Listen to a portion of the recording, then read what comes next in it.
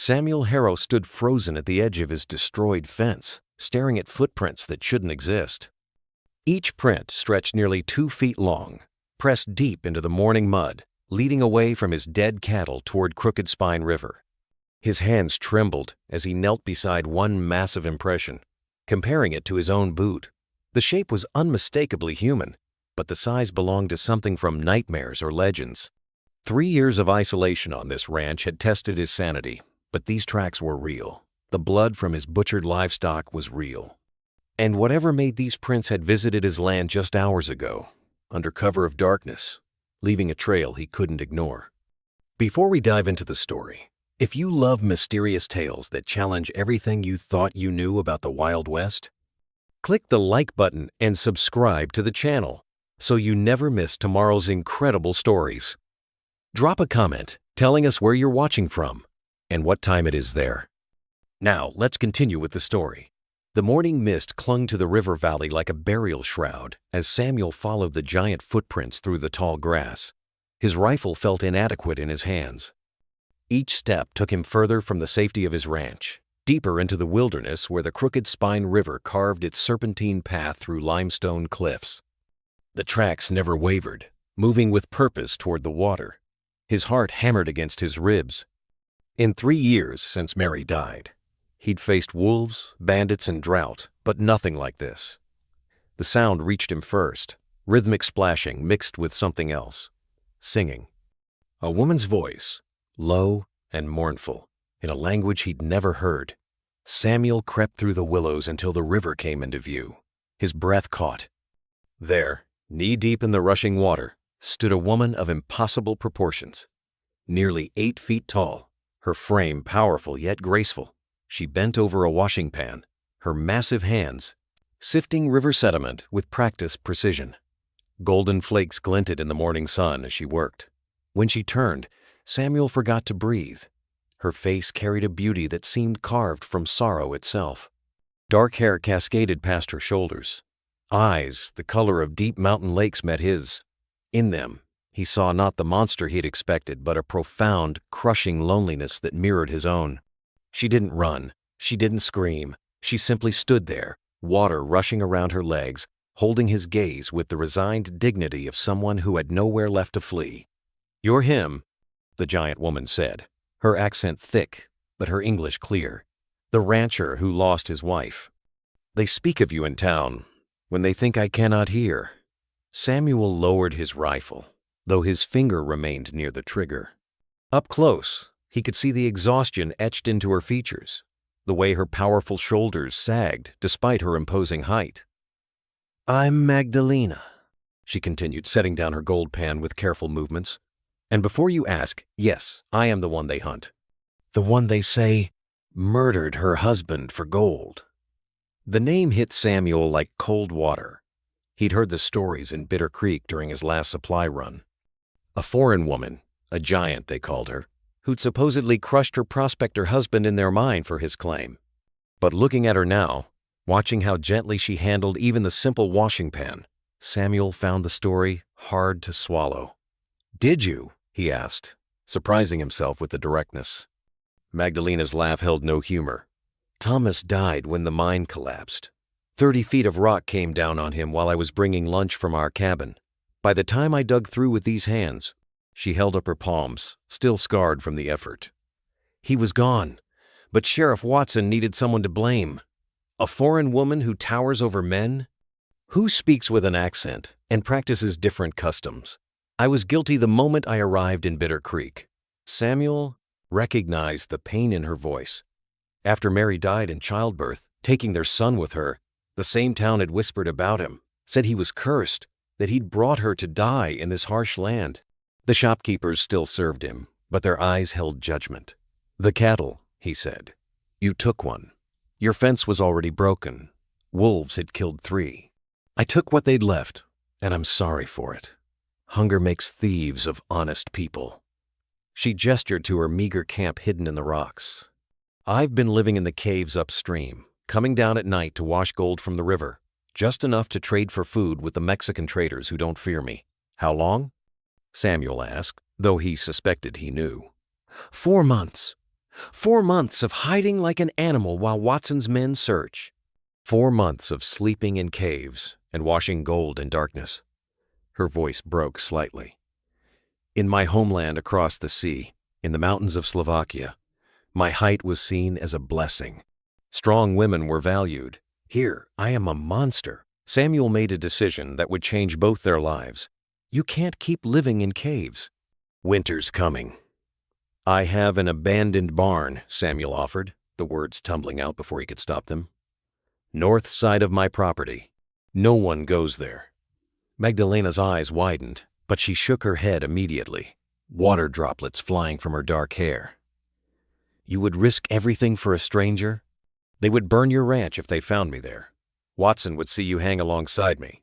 Samuel knew she was right, but something in him had shifted. Maybe it was the months of talking to cattle and ghosts. Maybe it was seeing another soul carrying the same weight of loss. Then we make a different arrangement, he said, surprising himself with his determination. You know these caves. You stay hidden there, but at night, you help me with the ranch work. That fence needs rebuilding, and with your strength, we could finish it in a week. In exchange, I'll bring supplies, food, blankets, whatever you need. She studied him with those deep lake eyes, searching for deception. Why would you help me? You don't know if I'm telling the truth about Thomas.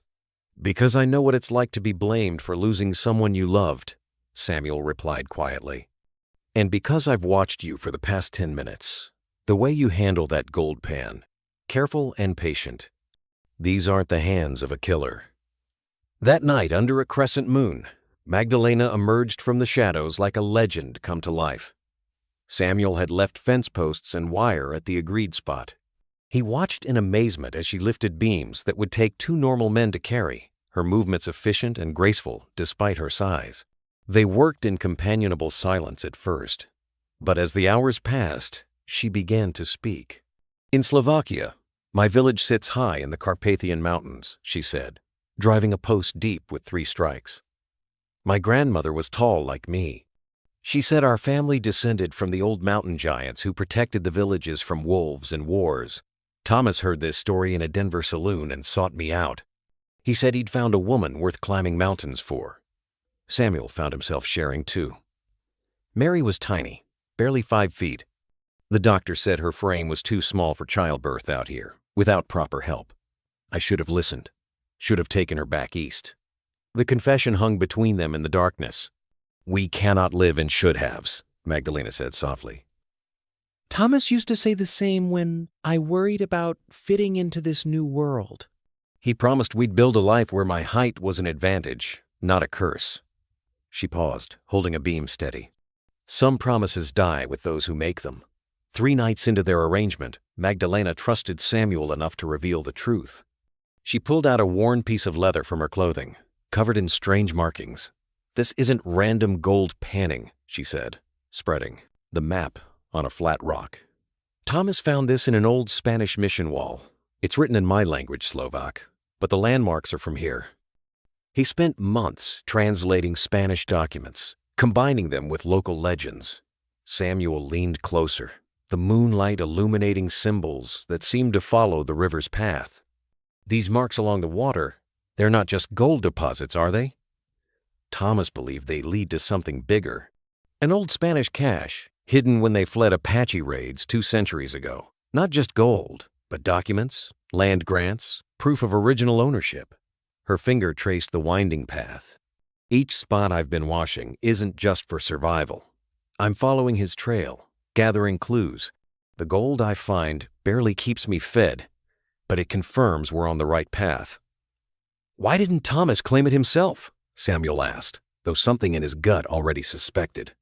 He tried. The day before the mine collapsed, he went to file a expanded claim at the courthouse. Sheriff Watson was there. Thomas showed him 1 old Spanish coin, as proof, asked about the legal process for archaeological finds. Magdalena's jaw tightened. The next day, our mine shaft mysteriously collapsed while Thomas was inside. Watson arrived within minutes, faster than anyone could have fetched him from town. The implication struck Samuel hard. Watson killed him. and needed someone to blame. A foreign giant who couldn't possibly generate sympathy from the town. She rolled up the map carefully. But if I find the cache, find those documents, maybe they contain something that proves Watson's family has been stealing land for generations. Thomas discovered hints in the Spanish records, connections between the sheriff's grandfather and missing settlers. Samuel felt the danger of their situation intensify. That's why Watson hunts you so desperately. Not for justice, but to silence what you might know. Each night I wash gold. I get closer. The pattern is becoming clear. There's a cave system near Weeping Willow Bend, where the river turns sharply. Thomas marked it as the final location. Magdalena stood, her full height caught in moonlight. I'm not just running, Samuel. I'm hunting for the truth that will free me or see me hang. Then we hunt together, Samuel said. The words coming from some deep place he'd thought died with Mary. I know Weeping Willow Bend. My land stretches within a mile of it. We can search without suspicion. For the first time since they'd met, Magdalena smiled, transforming her face from merely beautiful to radiant. You would risk that for me? Jake Crenshaw rode onto Samuel's property at dawn, his horse's breath steaming in the cold morning air. Samuel recognized him immediately, the bounty hunter who'd brought in the Garrison brothers last spring, more dead than alive. Morning, Harrow, Crenshaw said, his eyes scanning the property. Sheriff Watson hired me to track the giant woman. Trail leads through your land. Samuel kept his expression neutral, though his heart raced. Haven't seen any giants around here, unless you count my troubles with keeping cattle alive. He gestured toward the newly repaired fence, grateful they'd finished it the night before. Crenshaw dismounted, studying the ground with a tracker's precision. Funny thing about giants, they leave big footprints. Found some by the river, heading this direction. He looked up sharply. You wouldn't be harboring a fugitive, would you? Man gets lonely out here after losing his wife. Only company I keep is whiskey and regret, Samuel replied, matching Crenshaw's stare. But you're welcome to search. Just mind the bull in the eastern pasture. He's been mean since the wolves got at the herd. Crenshaw spent 2 hours combing the property while Samuel forced himself to continue normal chores. The hunter found nothing. Magdalena had been careful to sweep away her tracks each night, and she was hidden far upstream in the caves. But Crenshaw wasn't stupid. Strange how well that fence got repaired. Almost like you had help. Strong help.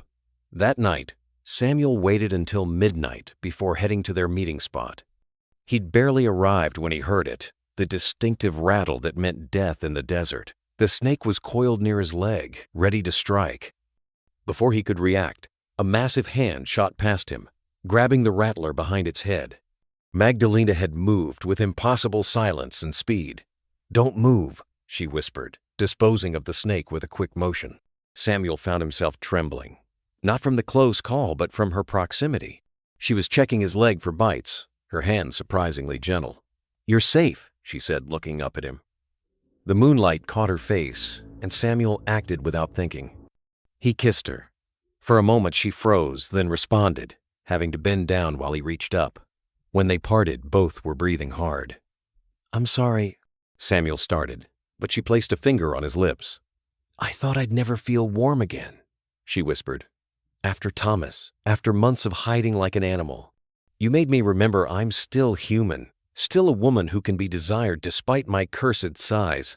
Your size isn't a curse, Samuel said firmly. You just saved my life.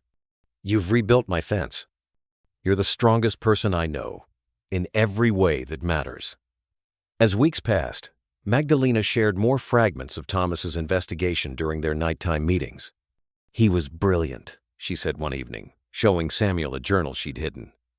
Look here. Thomas traced Sheriff Watson's family back 3 generations. They arrived poor, but within 10 years owned half the valley's best land. Samuel studied the careful notes by lamplight, names of Mexican families who'd disappeared, Spanish settlers who'd supposedly sold their grants for almost nothing before vanishing. The pattern is obvious when you see it laid out, he said. The Watsons have been stealing land for 50 years. Thomas found a survivor in Denver, An old Mexican man named Diego, whose family once owned the land where Watson's ranch now sits. Diego said his father was forced to sign papers at gunpoint, then driven across the border. Magdalena's voice grew hard. Watson's grandfather was the one holding the gun. The family fortune is built on theft and blood. That's why the Spanish cash matters, Samuel understood suddenly. It contains the original land grants, the ones that would prove current ownership illegal. Magdalena nodded. Thomas figured it out piece by piece. The Spanish missionaries hid their documents when Apache raids began, planning to return. They never did. But they left maps with trusted local tribes, and somehow one ended up translated into Slovak by a traveling priest who visited my homeland decades ago. Samuel felt the weight of conspiracy. So Watson didn't just kill Thomas for gold. He killed him to protect an empire of lies. The day Thomas died, he'd hidden something in our cabin. I found it after a rubbing from a stone marker near the mine. Spanish text that mentioned documents of ownership sealed in clay, protected by the weeping waters. Watson must have seen it when he searched our home after the collapse. Weeping Willow Bend, Samuel said. The waters that weep, it fits. He took her hand, marveling at how natural it felt, despite their size difference. We're close, aren't we? Thomas believed the cash was sealed in clay jars, hidden in a cave behind where the river falls during spring floods. But the water's too high now. We need to wait for the dry season. She squeezed his hand gently. Or find another way in. There's an old Apache path, Samuel said slowly, remembering. Goes above the falls. Dangerous, but possible. My ranch hand mentioned it years ago, before he quit.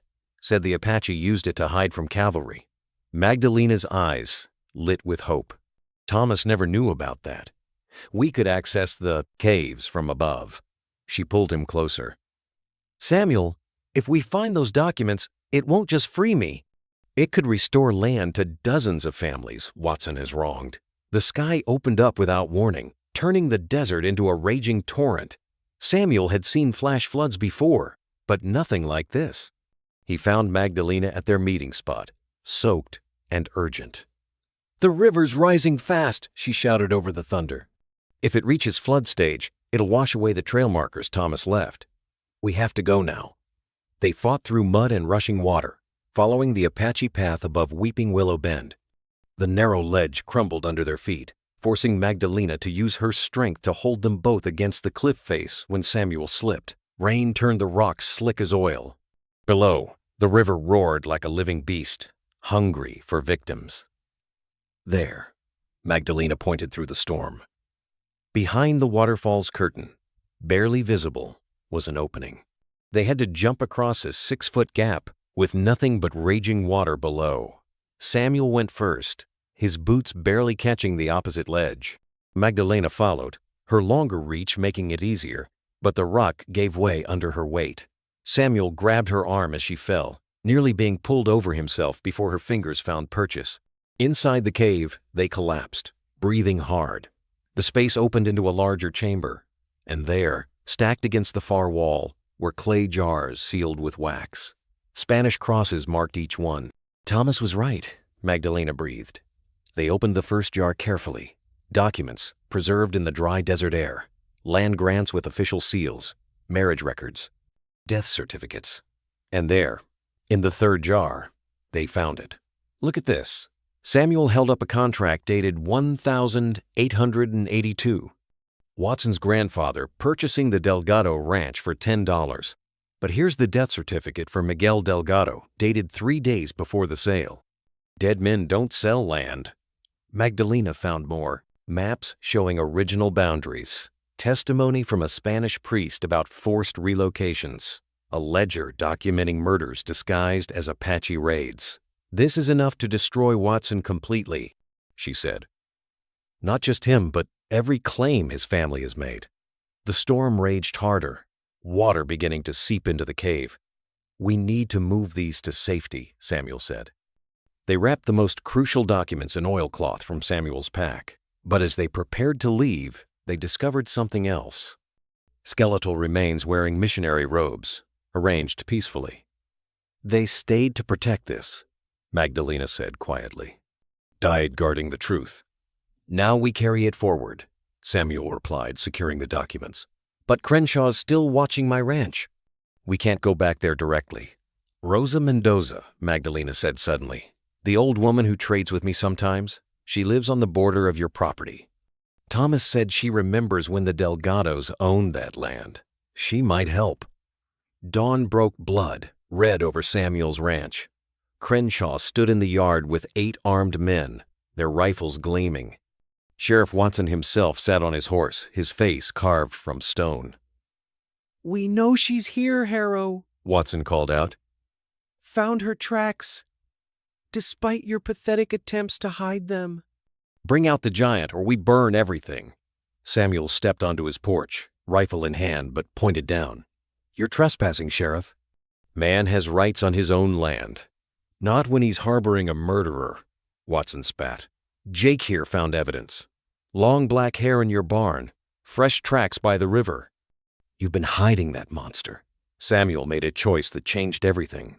"She's not a monster. She's my wife." The words rang across the yard. "Married her last week before Judge Brennan over in Silver Falls. Makes her a legal citizen with rights. You want her? You go through proper channels." Watson's face purpled with rage. "You married that thing? That foreign giant who killed her? Husband?" "I married a woman falsely accused." Samuel stood taller. "And if you have proof otherwise, present it in court." Crenshaw shifted uncomfortably. "Sheriff, if they're legally married, I can't collect bounty on a man's wife without proper warrants." That's when Magdalena emerged from the house. She didn't hide or crouch, but stood at her full height, magnificent in the morning light. She wore Mary's wedding dress, altered to fit her frame. The men stepped back involuntarily. "I'm here," she said, her accent thick with emotion. "No more hiding. No more running. You want to hang me, Sheriff Watson? Then do it legally, in front of the whole town, and explain why you were at our mine before anyone reported the collapse." Watson's hand went to his gun, but froze as horses approached. Rosa Mendoza rode in with 6 Mexican vaqueros and, impossibly, Judge Theodore Brennan from the territorial court. The judge was a stern man with eyes like flint. "Heard there might be some trouble out here," he said calmly. "Mrs. Mendoza sent word about irregularities in local law enforcement." "This isn't your jurisdiction," Watson snarled. "Territory law supersedes local when civil rights are violated," Brennan replied. "And I'm very interested in these land disputes Mrs. Mendoza has documented. Seems families have been disappearing for decades, their property mysteriously ending up in certain hands." Rosa, whom everyone dismissed as a senile old woman, sat straighter on her horse.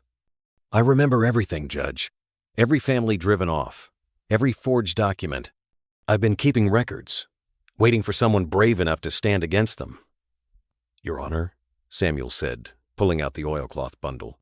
"We found these in the Spanish cache at Weeping Willow Bend. Original land grants, death certificates, evidence of murders." He handed the documents to Judge Brennan while Watson's face went white. The judge examined them carefully. "This death certificate shows Miguel Delgado died 3 days before supposedly selling his ranch to Josiah Watson." He looked up sharply. "Sheriff, that was your grandfather, wasn't it?" Rosa spoke up, her voice strong. "I was 12 when the Delgados disappeared. My mother was their housekeeper. She saw Josiah Watson and his men arrive that night. Next morning, the family was gone, and Watson had papers saying he owned everything." "These are forgeries," Watson stammered. "Old papers mean nothing." "They mean everything," Judge Brennan said, "especially this one." He held up a document, a sworn statement from Father Francisco, witnessed by 3 missionaries, describing how your grandfather threatened Spanish landowners at gunpoint. And here, a ledger showing payments to fake Apache raiders to drive out Mexican settlers. Magdalena stepped forward. "My Thomas found the pattern. He tried to file it properly, legally. The day after he showed Sheriff Watson an old Spanish coin and asked about archaeological claims, our mine collapsed. 30 feet of solid rock doesn't just fall without help." Crenshaw had been silent, but now he spoke. "Sheriff, You told me she killed her husband 3 days after the collapse. But I talked to the assayer in town. He said you came in the morning of the collapse, asking about foreign women and mining rights. Hours before it happened, Watson reached for his gun, but the vaqueros were faster. 6 rifles pointed at him before his hand touched metal. It's over, Watson, Judge Brennan said. You're under arrest for conspiracy, murder, and land fraud. Your deputies, too, if they were involved. 3 of Watson's men immediately threw down their weapons, claiming ignorance. The others looked lost, their power structure crumbling. Watson himself seemed to age 10 years in moments. My family built this town, he said desperately. Your family stole this town, Rosa corrected. Built it on blood and lies. My husband's family once owned the land your ranch sits on. The Delgados owned the rest. You're standing on stolen ground. Judge Brennan turned to Magdalena. Ma'am, you're cleared of all charges. The evidence suggests your husband was murdered to prevent him from exposing this conspiracy. He looked at Samuel. You two really married? Samuel took Magdalena's hand. Not yet, but we will be. Wanted to keep her safe first. I'll perform the ceremony myself, Brennan said. Least the territory can do after such injustice. 6 months had passed since Sheriff Watson's arrest. The ranch Samuel once ran alone now, bustled with life. The Spanish gold had funded new buildings, a small schoolhouse, and proper homes for families seeking refuge. Magdalena stood in the doorway of that schoolhouse, reading to children who gazed up at her with adoration rather than fear. They called her the giant guardian, their protector who made them feel safe in this harsh land. Samuel watched from across the yard, still amazed at how his lonely existence had transformed. The original Spanish documents had been honored by the territorial court. Land was being returned to rightful heirs, including Rosa's family and surviving relatives of the Delgados. Some chose to sell fairly, others to farm again. The town of Bitter Creek had a new sheriff, an honest man who treated all people equally. Papa Samuel, a small voice called. Little Maria, one of the refugee children, ran to him. Mama Magdalena says dinner's ready. The child had started calling them that spontaneously, and others followed. They'd become parents to children who'd lost everything, creating the family neither thought they'd have. Inside their expanded home, Magdalena moved gracefully around the kitchen, despite her size. Samuel had raised the ceilings and door frames, making it truly her space, too. She turned as he entered, her hand resting on her growing belly. Their child would arrive with the spring, born into a world they were actively making kinder. Rosa sent word, Magdalena said. Serving stew that smelled of home and hope. 3 more families coming from Mexico. They heard about our way station, the place where outcasts become family. We'll need more houses, Samuel said, but he was smiling. The loneliness that had nearly killed him was now just a memory. That evening, they sat on the porch watching the sun set over Crooked Spine River. New arrivals were settling in, their children already playing with the others. The sound of laughter-filled air that had once held only silence. Magdalena leaned against Samuel, having to slouch considerably, but neither minded anymore. I followed strange footprints to the river, Samuel said quietly. Found something I never expected. What's that? Magdalena asked, though her smile said she knew. Home. Not the buildings or the land, but this, us, them. He gestured to the children playing, the families sharing meals, the community growing from pain into purpose. Your footprints led me to life again, and your kindness gave me more than freedom, she replied, feeling their child move. It gave me tomorrow. If you've been touched by Samuel and Magdalena's journey from loneliness to love, from outcasts to family builders, remember to click that like button and subscribe. Tomorrow brings another incredible story of courage against impossible odds. The magic of human connection awaits.